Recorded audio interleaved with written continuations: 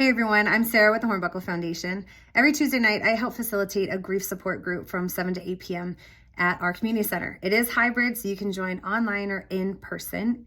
Each week, we discuss a different topic relating to processing and healing from grief. So what is grief? Grief is a natural emotional response to the loss of a loved one, friend, or something significant in your life. I've learned a lot about how grief manifests itself in our lives. You can experience overwhelming sadness, tears that won't stop coming, brain fog, anger, explosive behavior towards loved ones, anxiety, isolation, and substance use. Hazelden came out with a study that said the number one root cause of addiction is grief. Complex grief is where you experience one hardship or loss after another. It creates layers of grief, making it complex. The next thing you know, you have a mountain of unhealed and unprocessed grief.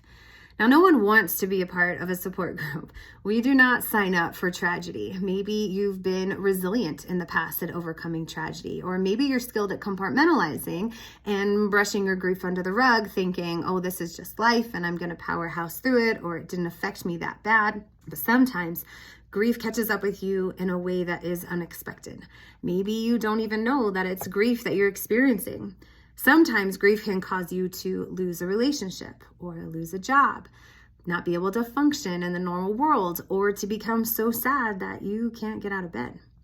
Maybe you feel like people don't understand you and you're suffering alone. Now, you don't have to be a part of a support group forever.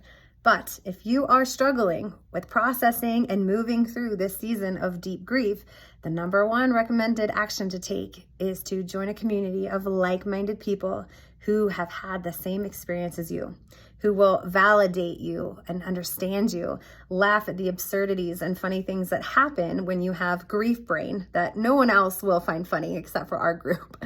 A place where you get to talk about memories without fear or judgment, where people don't get tired of listening to your memories and will hold space for you during the really hard times like anniversaries and birthdays and special occasions that your loved one isn't here for anymore.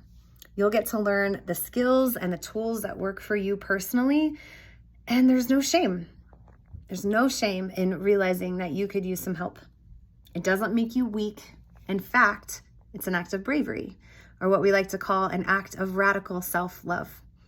Your loved one loved you so much, and I believe that they would want you to fully experience the life that you still have to live with abundance, joy, happiness. I hope you'll consider joining me.